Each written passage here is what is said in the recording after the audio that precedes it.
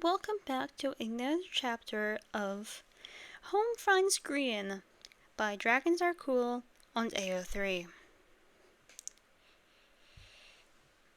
Chapter 4 Sleepy Birb. Mumbo gently shook Grian awake from where he had dozed off at the table. The poor man looked absolutely exhausted.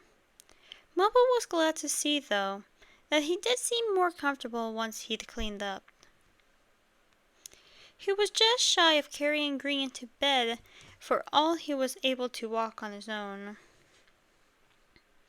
Grian flopped back rather dramatically on the bed, and for a moment Mumbo was sure he'd pass out, just like that. Instead, he moved to try and preen his wings a little. They were clean now, but still rather scraggly. "Do you want some help with them?" Mumbo offered. Grian lifted his head to look at him. "You know how?" "Yeah. I learned when we were kids," he explained. "You really don't remember?" Grian just sadly shook his head. Mumbo returned the look and explained. "Your cousin's an avian. You can meet him again. He lives in town, not far from here, actually." "How's that work?" Grian forced himself upright again and extended a wing to Mumbo in silent acceptance. "My cousin being an avian, I mean. If I wasn't." Mumbo started carting his fingers through the feathers, looking for any out of place and realigning the barbs as he went. "Well, your grandparents were an avian and a human, on your mum's side. And then one side of the family looked a little more avian, and the other more human. At least that's the way my parents explained it to me once." "So I was part avian before?" Grian visibly slowing down as Mumbo helped him preen. "I suppose so," Mumbo huffed in amusement. "Maybe that's why I wasn't surprised by you randomly turning up with wings. I mean, it was surprising, but I guess not as surprising as the fact that you're actually here."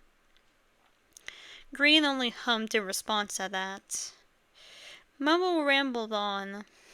Though he was carting so gently through his wings, it was hard to pay attention. But he was patiently explaining to him some of the other things he couldn't remember, though he did try. He was part avian, for one. Maybe if he focused on that, he could learn to be okay with it. Maybe meeting his cousin again would help. And apparently, they've been part of a pretty close-knit community. They'd practically grown up like brothers.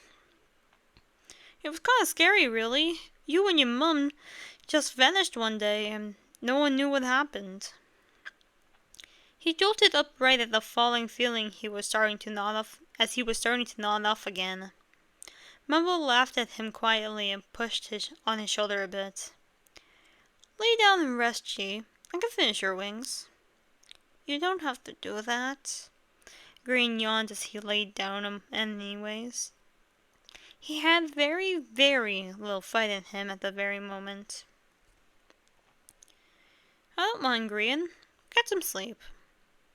Mumbo let him settle in on his stomach before taking his wing back into his lap and continuing his work. Grian was out cold before he even finished the outermost feathers. "I'm just glad you're here," he whispered mostly to himself as he continued to preen his sleeping friend's new wings. Mumbo worked diligently through each feather. Jimmy hadn't asked for help with his wings since he moved out, but the motion still felt familiar enough, almost comforting even. He paused after the first wing to just look at Grian sleeping. His face was completely blank, dead to the world. He breathed deep and slow, the muscles moving his chest pretty much the only ones doing any work at all for how slack he'd become.